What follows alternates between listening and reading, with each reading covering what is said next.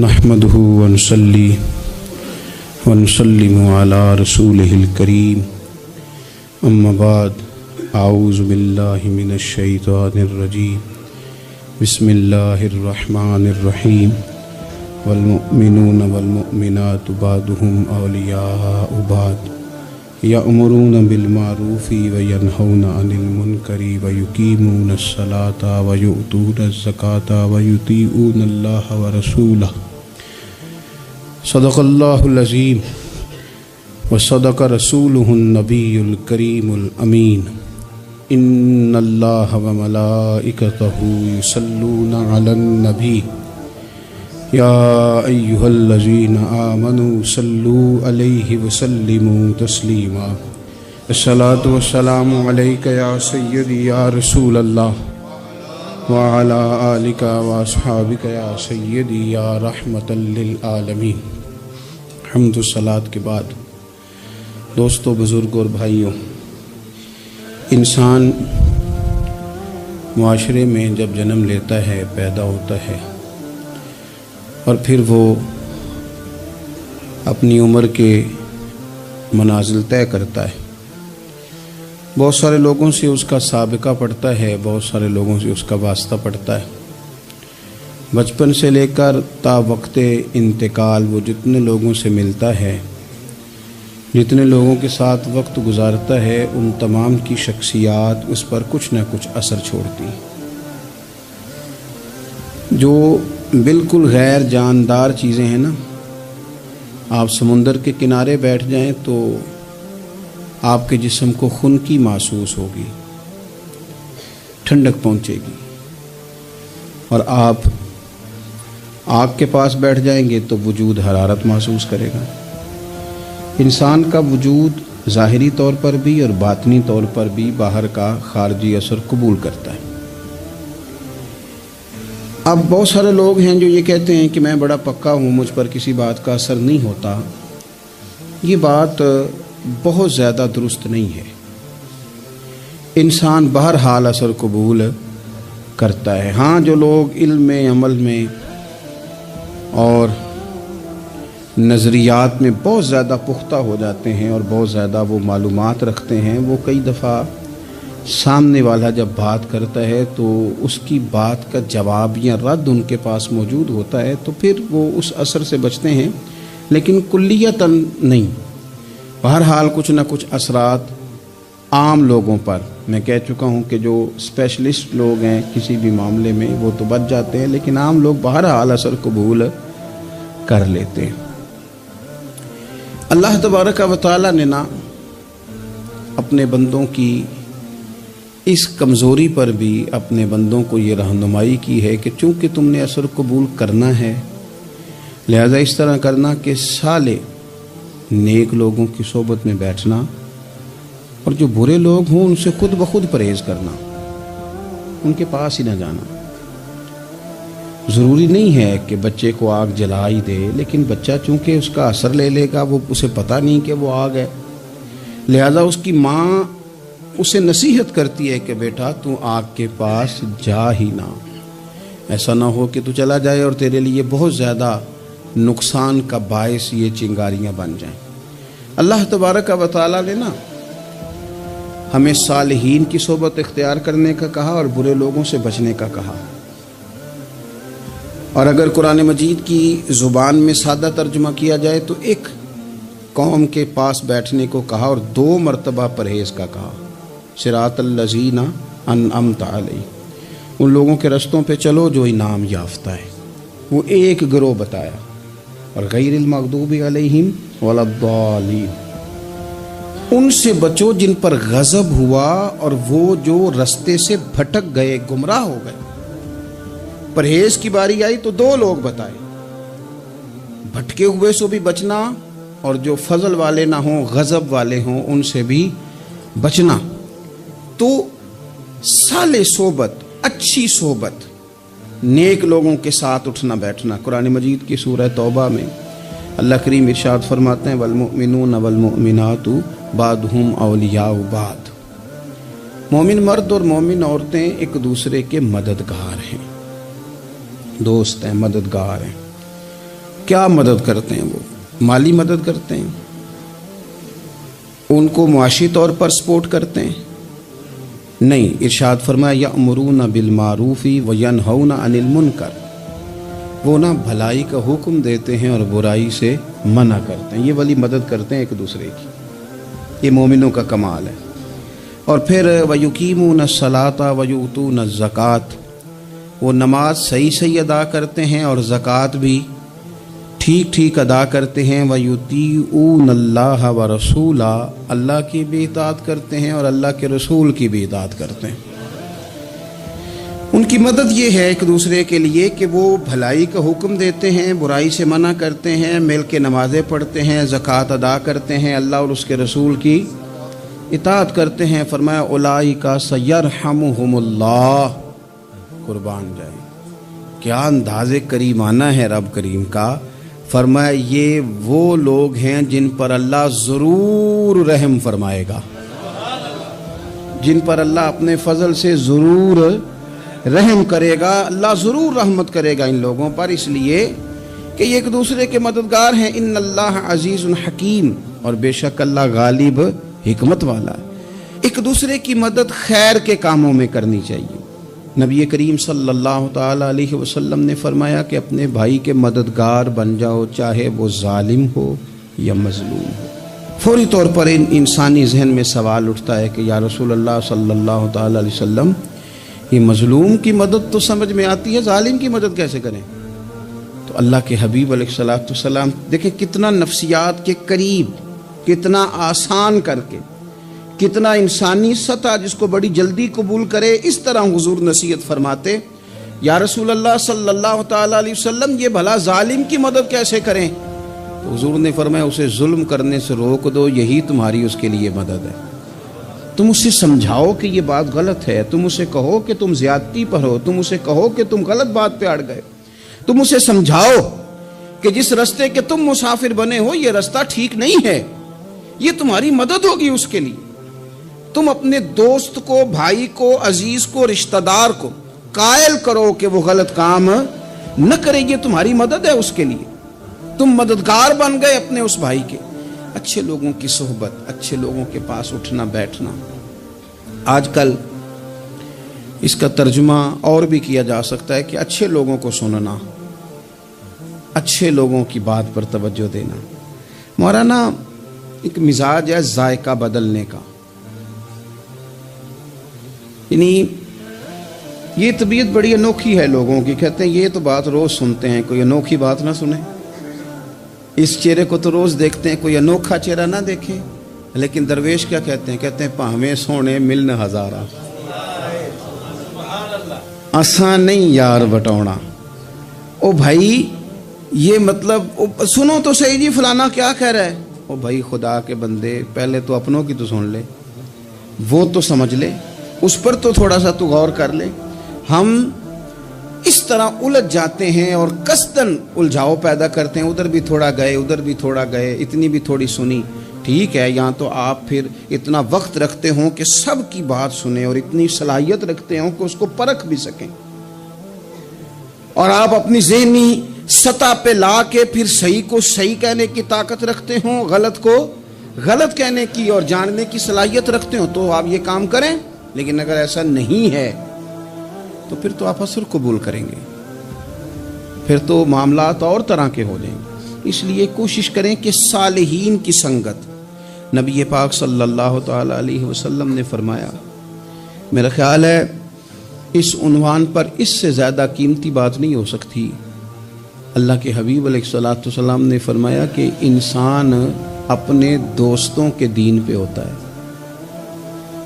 اوئے ہوئے، اتنی بڑی بات فرمایا، انسان اپنے دوستوں کے مذہب پر ہوتا ہے، اس لیے سوچ کے بنایا کرو کہ یار کسے بنا رہے ہو، غور کر لو، اس کو دوستی کو، یارانے کو، اٹھنے بیٹھنے کو معمولی سا کام نہ سمجھنا، آنے جانے کو، سفر کرنے کو معمولی سا کام نہ جاننا۔ بندہ اپنے دوستوں کے مذہب پہ ہوتا ہے، اس کے منہ میں زبان اپنی ہوتی ہے۔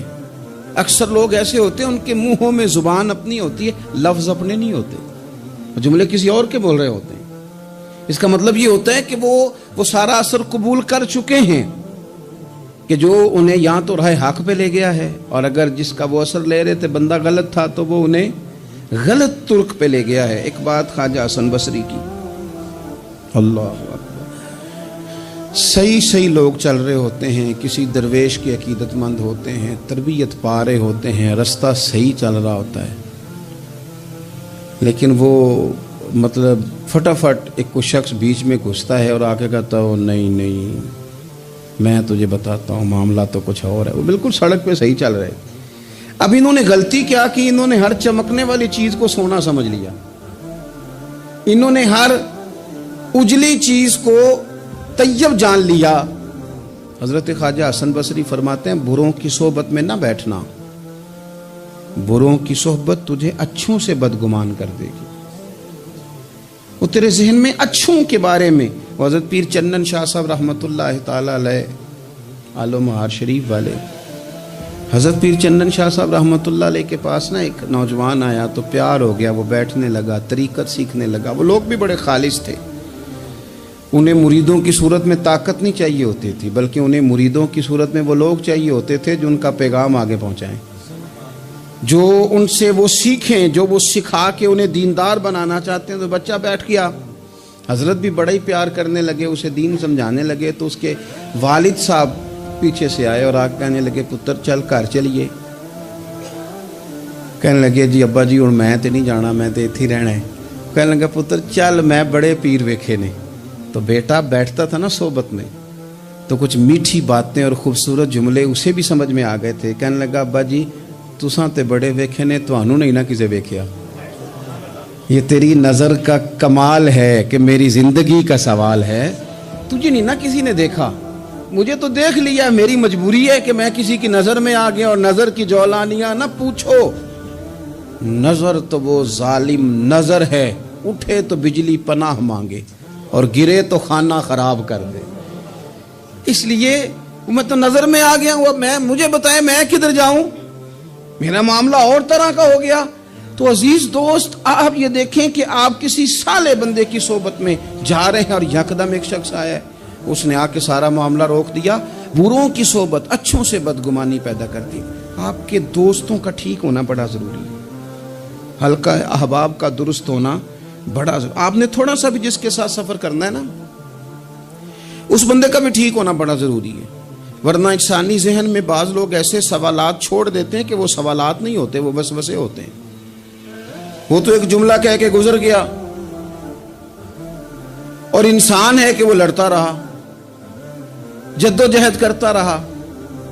مجھے بڑی اچھی طرح بات یاد ہے، میں اپنے احباب میں سے سمجھ لیں یا بہن بھائیوں میں سے نہ کسی کے ساتھ کو تھوڑا بہت خیر کا کام کرتا تھا اپنی توفیق کے مطابق۔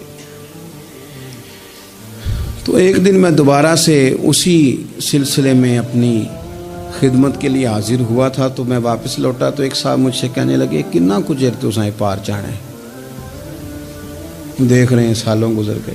میں آپ کو اپنی بات بتاتا ہوں، تو واقعی میرا ذہن الجھنے لگ گیا۔ واپس آنے تک میں نے کہا یار یہ کب تک، یعنی کہ تو ہر روز کوئی نہ کوئی بات سنا دیتے ہیں کہ فلانی بھی مجبوری ہے، فلانی بھی، کب تک یہ کرنا ہے؟ میرا ذہن خاصا الجھ گیا اور میں بڑی عجیب سی کیفیت میں چلا گیا۔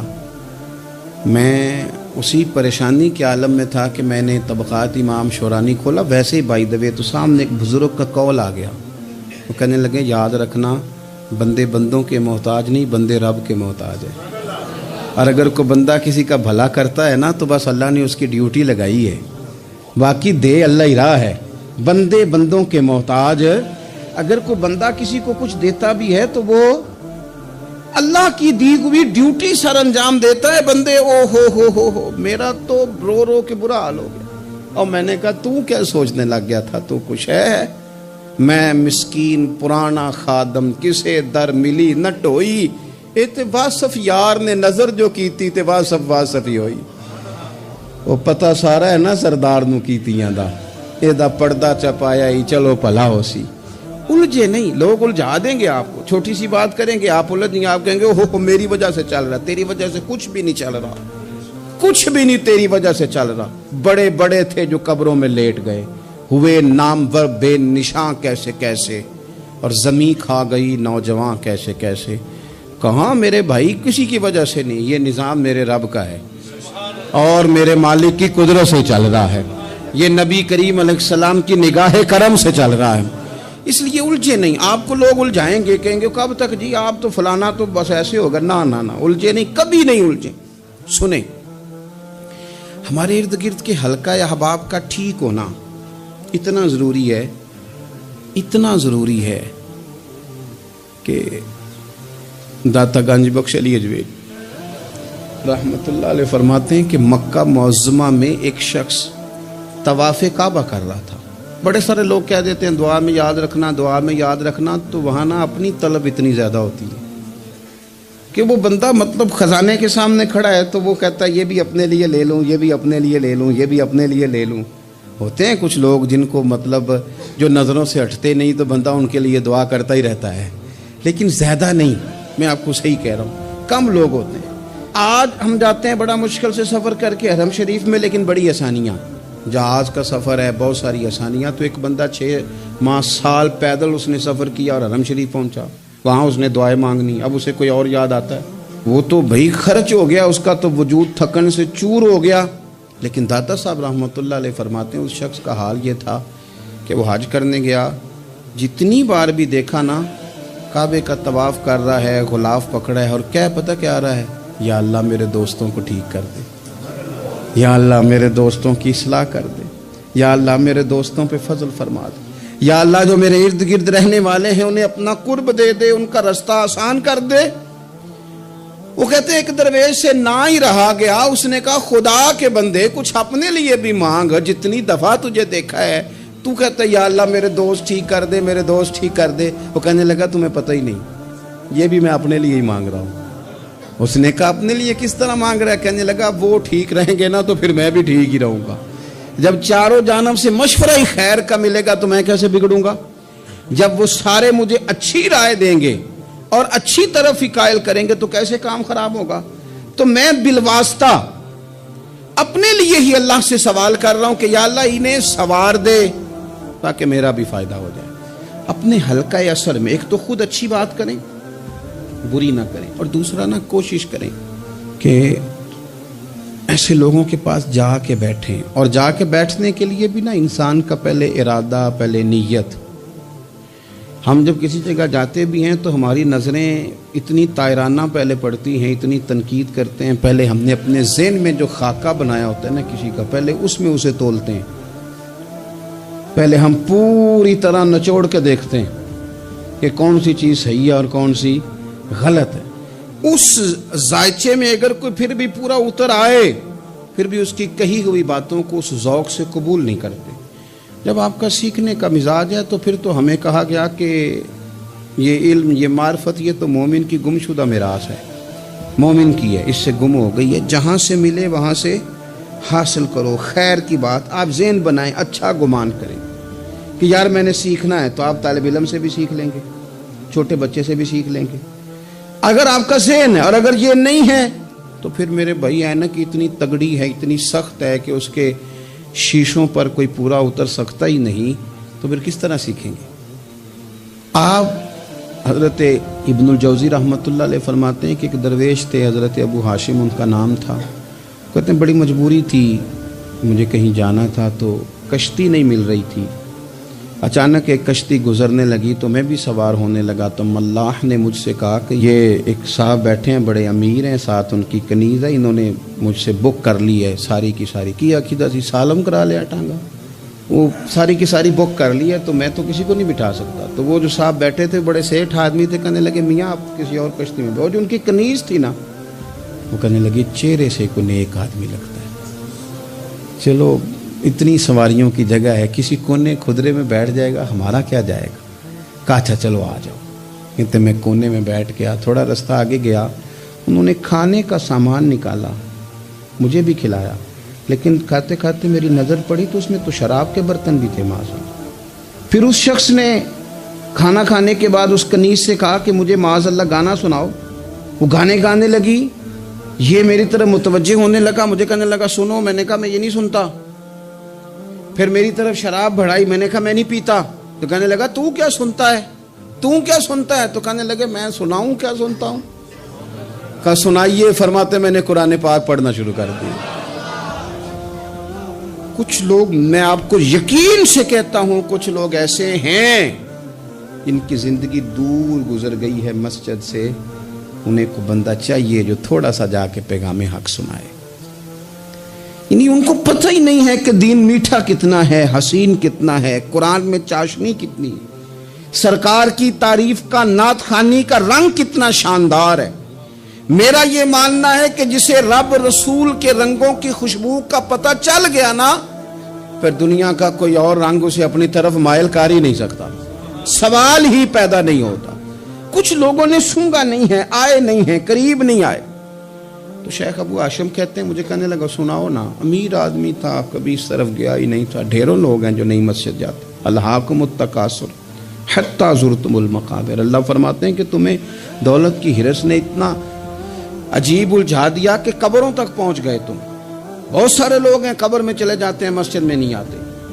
تو کہتے ہیں میں نے اسے چند آیتیں سنائیں، اس کی تو کیفیت ہی بدل گئی۔ کہنے لگا مولانا زندگی بڑی گناہوں میں گزری ہے، اب توبہ کر لوں تو مالک معاف کر دے گا؟ کارنامے خطرناک ہیں، پیچھے رجسٹر کالا سیاہ، معافی ہو جائے گی۔ دولت بڑی تھی تو پھر ہم نے بھی شراب کباب شباب میں اڑا دی ساری، معاف کر دے گا؟ تو کہتے ہیں میں نے کہا ہو بندے کے آنے کی دیر ہے، اس کی رحمت تو فوراً ہی قبول کر لیتی ہے۔ ویسے بھی عدل کریں تے تھر تھر کمبن، اونچیاں شانہ والے تجھے فضل کریں تے پھر تے بخشے جامن میرے جے منہ کالے۔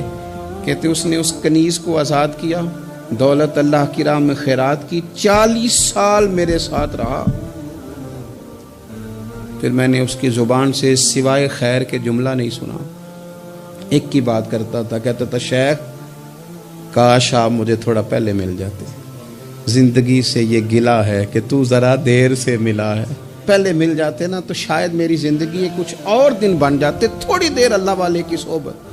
آپ فرماتے ہیں پھر وہ 40 سال کے بعد میرے سامنے انتقال ہوا، میں نے ہی دفن کیا، میں نے ہی قبر میں اتارا، جنازے کا اہتمام بھی میں نے ہی کیا۔ میرا یار تھا، دل لگ گیا تھا، پیار ہو گیا، میں پریشان رہتا۔ ایک دن خواب میں مل کے مجھے کہنے لگا فکر نہ کر، میں نے اپنے رب کو بڑا ہی مہربان پایا ہے، میں نے اسے بڑا کریم پایا ہے، معاف کرنے والا پایا ہے، درگزر کرنے والا پایا ہے، اس نے فضل فرما دیا، میرے گناہوں پر اس کے عفو و درگزر کا قلم چل گیا ہے، اور میرے حق میں جو فیصلہ آیا ہے وہ رحمت والا ہی آیا ہے، فضل والا ہی فیصلہ آیا ہے۔ عزیز دوستو، تھوڑی دیر کسی نیک آدمی کی صحبت، ایک تو یہ ہے کہ وہ صحبت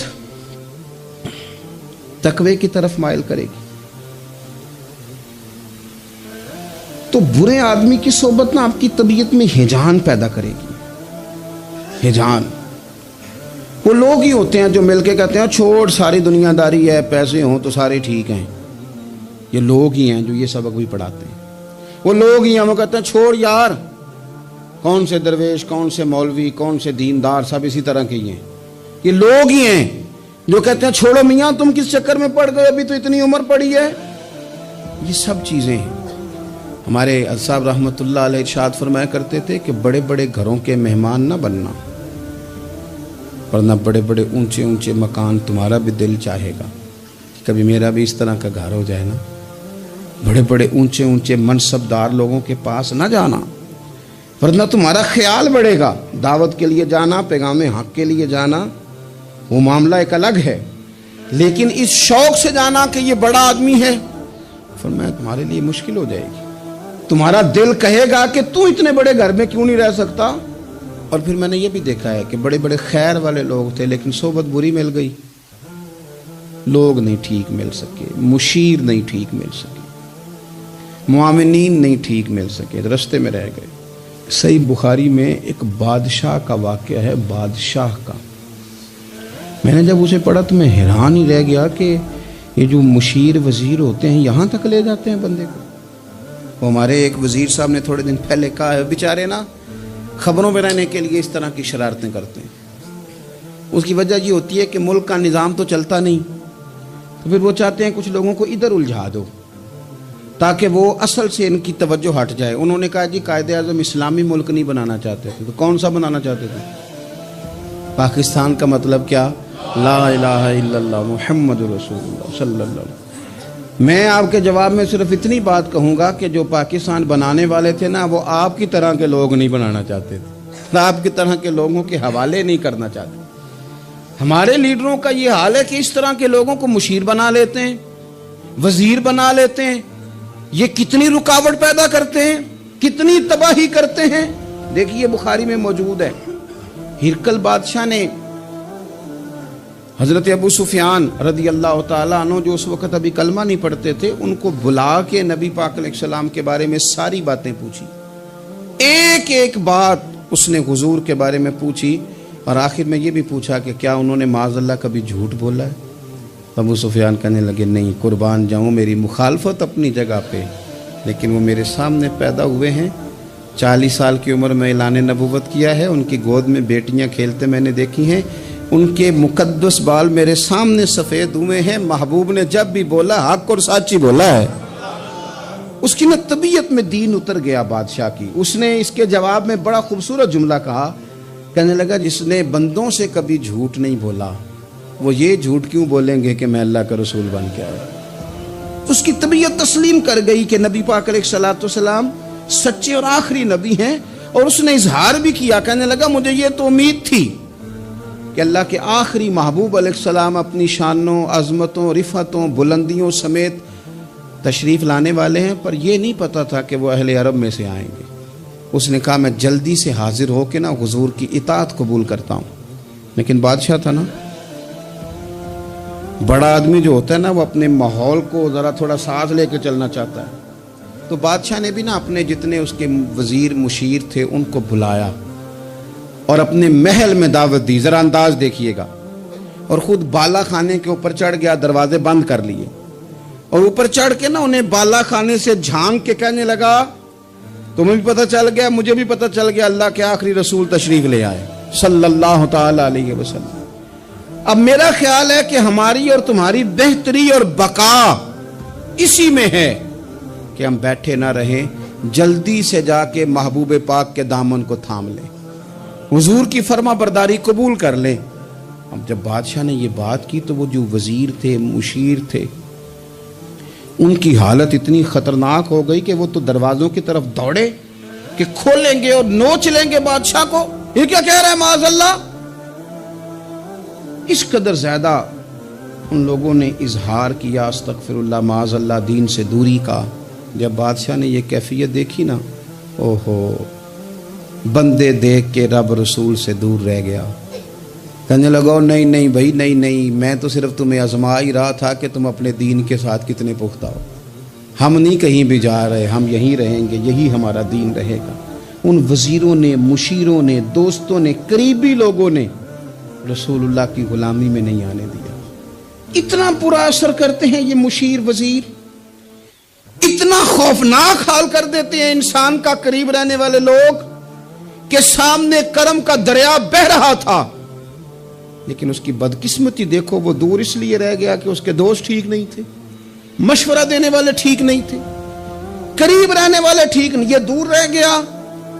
اور نجاشی کلمہ پڑھ کے محبوب کا مسلمان ہو گیا۔ حضرت عائشہ صدیقہ فرمایا کرتی تھی نجاشی وہ خوش قسمت مسلمان ہے کہ جب وہ دنیا سے گیا تو اس کی قبر سے بھی نور نکلا کرتا تھا۔ اس نے نہیں بادشاہ دیکھی، غلامی کی رسول کریم، اور اس نے اپنے مشیروں پر لوگ تو یہاں تک بری صحبت اثر کرے گی کہ وہ دین سے دور لے جائے گی۔ اور ایک تو ہے دین کے قریب آنا، یہ جو بات آخر میں کرنے لگا ہوں نا، یہ زیادہ توجہ طلب ہے۔ جو لوگ کہتے ہیں نا میرا دل نہیں بدلتا، جو لوگ کہتے ہیں میری کیفیت نہیں بدلتی، ذوق نہیں آتا، تو یہ حدیث بتاتی ہے کہ ذوق بھی کوئی خاص صحبت میسر آئے تو پھر ہی قائم رہتا ہے۔ وہ جو محبوب علیہ السلام نے فرمایا نا کہ اللہ کا بندہ وہ ہے جسے دیکھو تو رابی یاد آ جائے۔ خاص لوگ ہوتے ہیں جن کی صحبت میں بیٹھنے سے انسان کا دل اللہ سے جڑتا ہے، رسول اللہ صلی اللہ علیہ وسلم سے جڑتا ہے، دین پر عمل کرنے کو طبیعت چاہتی ہے۔ ایسے لوگوں کی صحبت کتنی مفید ہے وہ ہمیں اس حدیث سے عکس کرنا ہے۔ حضرت حنظلہ رضی اللہ تعالیٰ عنہ اور مرکز وفا اور اس امت کے ادب اور عشق میں استاد حضرت ابو بکر صدیق رضی اللہ تعالیٰ عنہ، یہ دونوں حضور کی بارگاہ میں گئے، انداز کا اختیار کیا، کہنے لگے یا رسول اللہ صلی اللہ علیہ وسلم، ہمارے دل کی تو کیفیات دو قسم کی ہیں۔ حضور جب ہم آپ کے پاس ہوتے ہیں نا، جنت اور دوزخ کا ذکر سنتے ہیں، ہمیں یوں لگتا ہے جنت اور دوزخ ہماری آنکھوں کے سامنے، دل کے اندر فوراً جذبات ابھر آتے ہیں کہ اب ہر خیر کا کام کرنا ہے، اب جنت ہی کی طرف مائل ہونا ہے۔ ہماری قلبی کیفیات، ہماری باطنی کیفیت بدل جاتی، نور علی نور ہو جاتا ہے سارا کچھ۔ لیکن حضور جب ہم آپ کی بارگاہ سے اٹھ کے گھر جاتے ہیں، بال بچوں کے پاس جاتے ہیں، تو پھر وہ حال نہیں رہتا۔ یا رسول اللہ صلی اللہ علیہ وسلم یہ کیا ہے؟ تو محبوب نے کیا فرمایا؟ آپ یقین کریں جو اہل طریقت اور تصوف ہے نا، یہاں ان کی روحیں مچل جاتی ہیں۔ حضور فرمانے لگے حالت ایک طرح کی نہیں رہتی، ہاں اگر تمہاری وہی حالت رہے جو تمہاری میرے پاس ہوتی ہے، اگر کیفیت باطنیہ وہی رہے جو میری بارگاہ میں ہوتی ہے، تو فرمایا تم بستروں میں موجود ہوں اور فرشتے آ کے تم سے سلام کریں، تم ابھی رستوں میں ہو اور فرشتے تم سے ملاقات کریں، اگر تمہاری کیفیت وہ بن جائے جو یہاں ہوتی ہے، اگر تم اسی پر جم جاؤ وہی حالت ہو جائے، تو پھر تو فرشتے گویا آئیں تمہاری زیارت کے لیے، تمہاری ملاقات کے لیے فرشتے آئیں۔ اگر کیفیات بدل جائیں کسی اللہ کے بندے کی بارگاہ میں بیٹھ کر، تو پھر اس کیفیت کو برقرار رکھنے کی کوشش کی جائے، اگرچہ حضور نے فرما دیا کہ کیفیات ایک جیسی نہیں رہتی۔ اور چلو میرے بھائی تھوڑی دیر کے لیے ہی صحیح، جتنی صحبت میسر آئے، شاید اسی لیے امام اعظم ابو حنیفہ رحمۃ اللہ علیہ کی عمر 60 سال سے زیادہ تھی، تو کسی نے پوچھا حضور کتنی عمر ہے؟ فرمایا عمر ہے 3 سال۔ حضرت آپ تو علم، عمل، روحانیت، معرفت کے شاہ سوار ہیں، تو ساری داڑھی سفید اور آپ کہہ رہے ہیں 3 سال۔ فرمانے لگے عمر وہی 3 سال ہے جو امام جعفر صادق کی خدمت میں گزر گئی، وہ کیفیات جو ان کی بارگاہ میں رہتی تھیں، وہ انداز جو ان کی بارگاہ میں رہتا تھا، جو ان کے پاس ہوتا تھا، وہ پھر کہیں اور میسر ہر مشکل دی کنجی یارو ہاتھ مرداں دے آئی، اور مرد نظر کرے جس ویلے، اوئے ہوئے مرد نظر کرے جس ویلے، مرد نظر کرے جس ویلے، پھر مشکل رہے نہ کائی۔ وہ جو کیفیات ہے نا اس وقت کی، ان کو رب کا بندہ ملے اور انسان اس کی صحبت میں بیٹھ کے اپنے رب کو یاد کرے، رسول کریم کی محبت میں مچلے، تو پھر وہ لمحے اتنے قیمتی ہیں کہ وہ زندگی سنوارنے کے لیے کافی ہو سکتے ہیں۔ اللہ کریم اچھی صحبت نصیب فرمائے۔ آخر دعوایا ان الحمدللہ رب العالمین۔ میرا یار فرید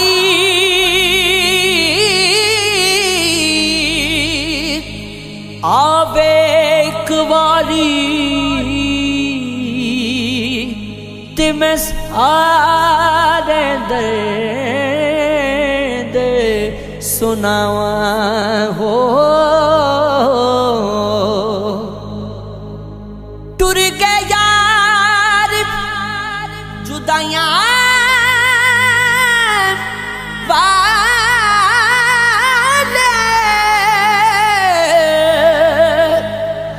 مینوں چھڈ گئے وچ پردیساں، اٹھن جوگی نہ چھڈ گیا مینوں،